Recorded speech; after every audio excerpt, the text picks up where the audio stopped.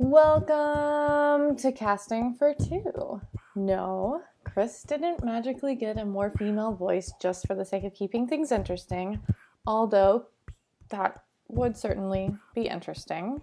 I'm Megan Johnson, and I'm here to tell you about the weather. Wait, no, that's all wrong. Hey y'all, I'm Megan. You might know me as the other half of the Sunday Brunch podcast, which I host alongside of Chris, or I've appeared on Casting for Two a couple of times. If you're interested in hearing more about if you're interested in hearing more about the Sunday Brunch podcast, you can check that out over at secretstageproductions.com, where it's posted every Sunday morning at 9 a.m. Eastern. I also run a little chat on Twitter called Tipsy Chat and a blog that you can find at tipsywriter.com. But enough about me. I am no stranger to the Casting for Two podcast. Not only have I had an absolute blast as a guest on here several times over the years, but I'm also a huge fan of the artists and amazing people that Chris gets the chance to interview, which leads us into this week's episode. This episode is number 161. That's a lot of episodes. And features Chris's guest, Jon Donahue. He's appeared in such things as A Hologram for the King, Bridge of Spies, Cloud Atlas, The Show Men of a Certain Age, and his latest project is a little movie you might have heard of called Inferno, starring Tom Hanks, Felicity Jones, and directed by Ron Howard. I'm excited. I know Chris is excited. I know you at home are excited. It's a lot of excitement, so let's not waste any more time. Jump right in and have a good time. Chris, cue the music.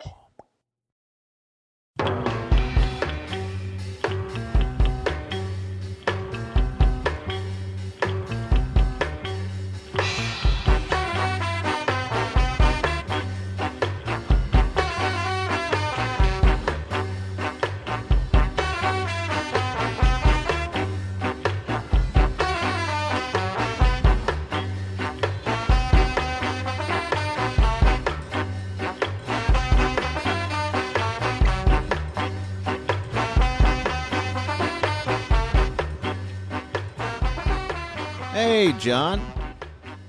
Hey, It's what's going Chris. on? It's going well. It's Chris. Chris for Casting for Two. Oh, good to hear from you. How you doing? Doing well. I figured I should introduce myself. Oh, that works. Nice to meet you. You too. The way if I didn't, it felt like we've known each other for years. That's why I didn't say my name. Oh, We go way it did. back. I felt that connection. I was gonna ask how the wife and kids were. I didn't. They're non-existent, Wasn't so they're sure. good. Oh, well, same here. But mine, yeah. So what can you do? How's your morning or your afternoon going so far? It's going good. Just doing work online, and got to go to head up to an audition later and do one more interview in about an hour. So yeah, good stuff. Then heading off to a friend of mine did a documentary called Floyd Norman. He's one of the original animators over at Disney, the first African American animator, and we're going to his documentary tonight. Oh, okay, awesome. And it's Good stuff. It's about his story.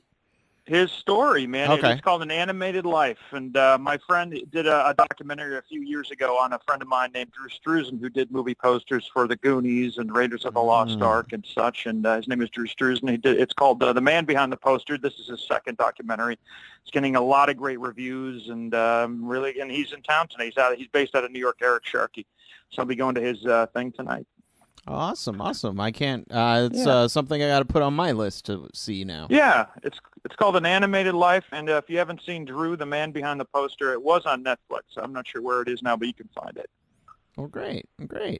So how I like to start every episode when I chat with people, I'm very curious. I love talking with actors because I like the way they get they get into a certain character.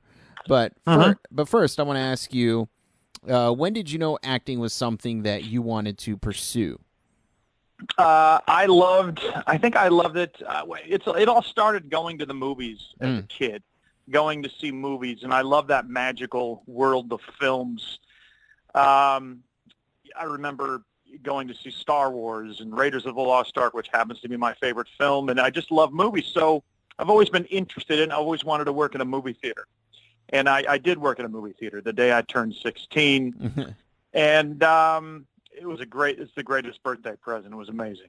And from there, I did a high school play in my freshman year, and I love the audience response and the immediate reaction you get from a live audience. And I've done a couple of smaller plays here in California in the last few years. Nothing major, just some community theater, which was fun. But doing that play, Arsenic and Old Lace, was a game changer. Mm-hmm. When I was managing a movie theater when I was 18, I went with some friends to Orlando to Universal Studios in Florida and rode a few rides and saw a few shows. And there was a show called the Alfred Hitchcock, The Art of Making Movies. Mm. And there were some people in there, you get a microphone, there's a host, and I said, I can do this. This is what I want to do.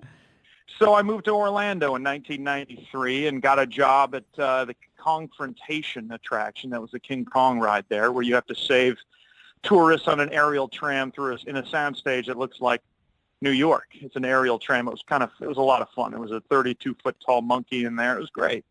And then I went on to do Jaws there. I saved hundreds of tourists a day doing the Jaws attraction, which was amazing for me because I love Spielberg movies, and Jaws and Raiders are my favorite films. So to be able to save tourists from a mechanical man-eating shark, 30 times a day was a blast. You're on the water, you're in a boat, you got a grenade launcher. It was great. I didn't have any money, but it was, it was just about doing what I loved. From there, at Universal, I auditioned and got a role as the Gackmeister. That was amazing because you're making booger gack and slime for the kids for the shows, and you host shows, and it was a blast. You play Nickelodeon games, and there was no better job just going to work every day and just playing all day long with your friends too. Your friends work there. That was like they're my family, and I still have lifelong friends at Universal to this day. And so doing Nickelodeon was a blast, and again, money was an issue. Had to go back home to Binghamton, New York, where I'm from, and got a job as a production assistant for a CBS affiliate. Mm-hmm. And funny enough, a few months later, the Nickelodeon touring show came to town, and I asked the news director if I could just go and interview my friends. Go ahead, take a cameraman, take a camera, do your thing. I came back with the footage, and I was offered a feature reporter job. So went over to the news department and got to write, direct, edit, and star in my own feature stories. It was amazing. Interviewed people like Jon Stewart and Gregory Hines, and it was a blast. Moved to Los Angeles, got a job at Universal Hollywood, so there I was with Jaws again. So that's kind of where it all started. A little bit of everything. Right on. I remember I was a young kid, and we went to Universal Studios in California, and I had that opportunity to make the sound effects for a scene. I forget what it was, but that was a while ago. That was Hollywood or Florida? It was Hollywood. It was Hollywood. Yeah. I didn't come out here till '99, so that was before me. I wonder what that would have been. I have no idea because I was a wee little one. Sure. And I was excited to go to it. And one of the things is that, if you have to go to the bathroom, you go to the bathroom. And I do that now. Exactly. I just went, actually. As I was talking to you. Go ahead. And so I get picked, of course, to go up on stage and do funny sound effects. And what happens is I pee my pants. And I never got my shot to do sound effects to scene. Yeah, and then I ended up spending the rest of the day wearing Coach pants. See, the cool thing about doing Jaws in Florida, you got wet all day long, so you could literally pee your pants and nobody would be able to know. If only I would have known, then I could have avoided the Craig T. Nelson Coach pants. Listen, Craig T. Nelson, I'm sure, is honored by that story. When you pee your pants, buy the Coach shorts. Yeah, that's where I always go to. Logo. That should have been their motto. I think they would have had a couple more seasons had it been. Exactly. That should have been the thing. So what was the first breakout movie role for you? Well, I haven't really had that breakout movie role. I, as a character, doing a lot of character roles, or as many as I can get. On television, Ray Romano I gave his assistant my reel at the time, which consisted mostly of student films. Mm. And he came up and said, yeah, you can act. You can act. Let's see if we can find you something. So the next thing I know, Ray Romano had booked me in an audition. Not booked it, but he had got me an audition to play this character named Mike Dokich on his show Men of a Certain Age, which was in its second season at the time. And I went out for it and did it. And I remember it was a few pages of dialogue. It was like the biggest role I had gotten. That was, a few years prior to that, maybe 8 years prior to that, I worked at E! Entertainment Television as well when I came here as a production assistant for Mysteries and Scandals. And I went down to where they used to do Talk Soup. And they used to do a lot of funny skits on Talk Soup. That was a show that Greg Kinnear first started on. Yeah. And I said, I would love to do some skits here. I would love to. And they put me in a role as a fireman. So that was my first big cable television role. But years later on Men of a Certain Age, this was the most dialogue I've had. So I learned it backwards and forwards, went into the casting director, Wendy O'Brien, who's wonderful. And she said, oh, this is the wrong copy. Let me give you the right one. I said, great. So I had all this dialogue. So I was a little nervous going in. So I was trying to be, I guess I'm funny by nature. So I was just trying to make it a little more, to make up for the fact that I was doing a cold read. And I was trying to be a little more funny. And I remember Mike Royce, who produced Men of a Certain Age, said, have you heard? You booked, you got it. The part is yours. And Ray Romano said to me, so you're in. And then Ray said, because he saw the audition, he said, you don't have to be funny. The dialogue is funny. Yeah. You don't have to be funny, which was it sounds simple, but it's true. You don't have to make things funny. The dialogue is funny, and you just say it, and the more straightforward you are. And it wasn't a hysterical scene, but there are some funny moments and bits in it. And that was a big learning lesson for me. And Ray Romano and Mike Royce were key in that, in casting me. And what happened then is they called me back to do another episode. So I ended up doing 2 episodes as that character before the show was unfortunately canceled. But it was an honor just to be on that show with Ray Romano. And funny enough, Dylan Minnette, who's big in Don't Breathe right now. I played in the second episode. I did a scene with him, so that was fun. I've known Dylan for years. Now he was in Goosebumps, and proud of that guy. Yeah, he's definitely a good up and coming actor, that's for sure. Yeah, man, he's great, good kid. Do you think guy. The third season of Men of a Certain Age would have followed the arc of your character? I would have liked to have seen that. Yeah. I always like to say that too, and it always makes me sad. I know everybody had their heart and soul in that show, and just to be a character on that show. I played this guidance counselor to Ray Romano's son, who was played by Braden LeMasters. And Braden was brilliant at his son, and he had issues on the show, anxiety issues. And so basically my character within the show was calling up his dad, Ray Romano, and just saying, hey, here's an update on your son Albert. So I think that definitely could have continued into the next season, because the fact that they brought me back for another episode was amazing. Yeah. And I'm also happy that you did a Ray Romano impression, because in my head I was thinking, he's doing Ray Romano, I'm just going to be quiet because I know I'm going to bust out with one. And then you did it. Yeah. There's a Ray Romano. You have to get into it. You have to have that right amount of, you have to get it from deep within your throat. And I'm trying, sometimes you nail it. And if you do it for you got to, just like doing the me thing. Yeah. You got to get the right level of deepness. So, all right, all right, yeah. You don't have to be funny. You're right. That's it. He's great. I love Ray Romano. He's a super talented actor, just a brilliant comedian. And I remember he invited me to go to Vegas to see him and Kevin James perform on stage there. And that was, wow. I had better seats than some celebrities sitting behind me. So that was fun. Inferno is the third of the Da Vinci Codes, where Tom Hanks is still cracking codes after all these years. Still cracking codes, and but the thing about this movie is really cool is he's trying to crack codes, but the problem is he has a head wound. He wakes up in a hospital in Florence, and he has no idea how it got there, any memory whatsoever. So we as an audience are finding out with Langdon as the mystery unfolds, what is going on and what has happened. So it's kind of cool. It's not. It doesn't have Langdon with all his faculties. He's just as in the dark as we are, which is great because there's a lot of twists and turns in this movie. And on top of that, it's a race against time because the world population could be taken out, or half of it anyway, if he doesn't regain his memory soon. So it's a lot of fun. Yeah. And so, the subject, it's adventurous and it does seem, a bit serious at times. How, as an actor, do you find, hey, we have some off time? How do you make the experience of filming this movie fun? Oh, every day you go to work with Tom Hanks and Ron Howard and a woman who plays my boss in the movie, Cissa Babette Knudsen, who's going to be in the new Westworld HBO show. How can you not have fun going to work with these people every day?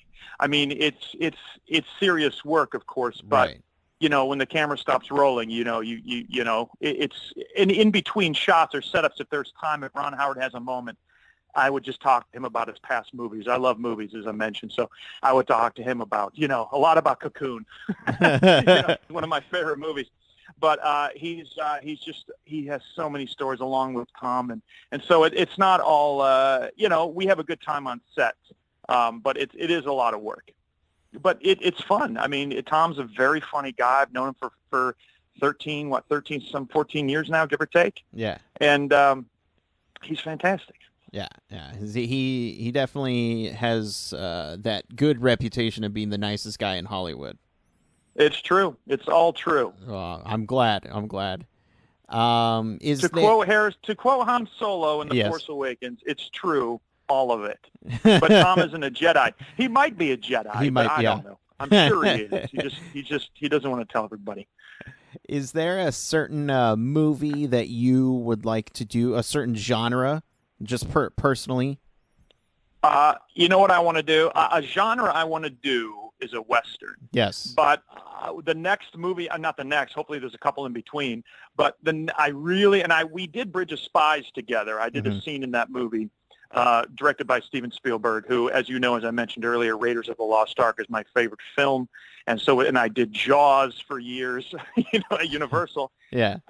Working with the man himself was incredible, and I want to do that next Indiana Jones film. I don't care what I do in it. I'll walk by with a tray of, with a basket of fruit. I don't care. I want to be in the next Indiana Jones movie. Well, the cool thing is I got to do Bridge of Spies. Yeah.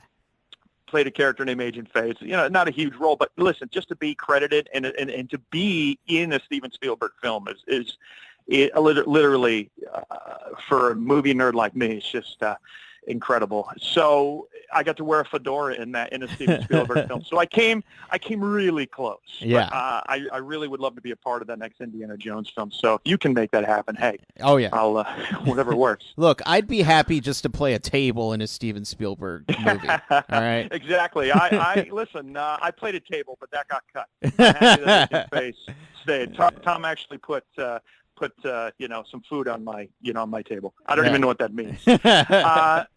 But I would love to do a Western and listen, to do a sci-fi Western. I'd love to do Westworld. That show looks fantastic. Oh yeah. Or any Western. I'll do any Western. But to be in an Indiana Jones film, that would be literally the cherry on the cake. There we ice go. Cream? Yeah, I don't know. On the ice cream cake. I would pee my pants, to go back to your story. I would pee my pants probably if I'm in the same scene with Indiana Jones. But, I probably could keep my cool until the camera stopped rolling. That would be the best role. You get cast as a guy who gets punched out by Harrison Ford, but while that happens, oh my God, are you kidding me? You pee your pants. Really hit me and I wouldn't care. He could literally make contact with my face and I wouldn't care. That would be awesome. just make sure it looks good. What's with the black eye? Indiana Jones punched me. Anyway, that's some serious bragging rights right there. Yeah, man. Well, I'm working on it. Hey, listen, the fact that I even got to do Bridge of Spies is incredible. No, I agree. And so for the people at home who'd like to follow the work that you do and just keep in contact, where can they do that? Yeah, follow the work. Well, I don't really have a web page yet. I have like the IMDb. You can follow me on Twitter, which is my name, Jon, no H, Donahue, at Jon Donahue, or I have a Facebook, like a Facebook like page. So it's Jon Donahue actor for that. And I constantly update those things, and I try to be witty on Twitter, and or put, a lot of it's Inferno stuff now or something I might find interesting. But yeah, that's where it is right now. And just doing my thing. There we go. Well, John, keep doing your thing, and I will pray that you get to be punched out by Indiana Jones. Anybody, yeah. Listen, as long as Spielberg is directing it. Yeah, Spielberg could punch me. I don't care. It's fine. There you go. But thanks for the call. This was a lot of fun, and I hope you enjoy Inferno. That was a blast playing that character. So yeah, I can't wait. I've seen all of them, and I got to see this one. So this one's good. My character's not in the book. Oh, okay. My character was added later to make my boss, Cisa Babette-Knudsen, who is Dr. Sinsky, who is in the book. You don't know if we're bad or good. We're just chasing after Langdon and Felicity. And by the way, Felicity is going to be awesome in this new Star Wars Rogue One. Oh yeah. And she would not divulge any secrets before she went and shot that. We tried, but it was great to run around Florence and Budapest doing this film with Cisa, Felicity, and Tom and Ron. So I hope you enjoy it. There you go. And you have a wonderful day. All right, John? You too, man. Thanks for calling. All right. Bye-bye. All right. Go put on your coach pants. All right. Getting them right now. All right. Thanks for calling, man. Bye-bye.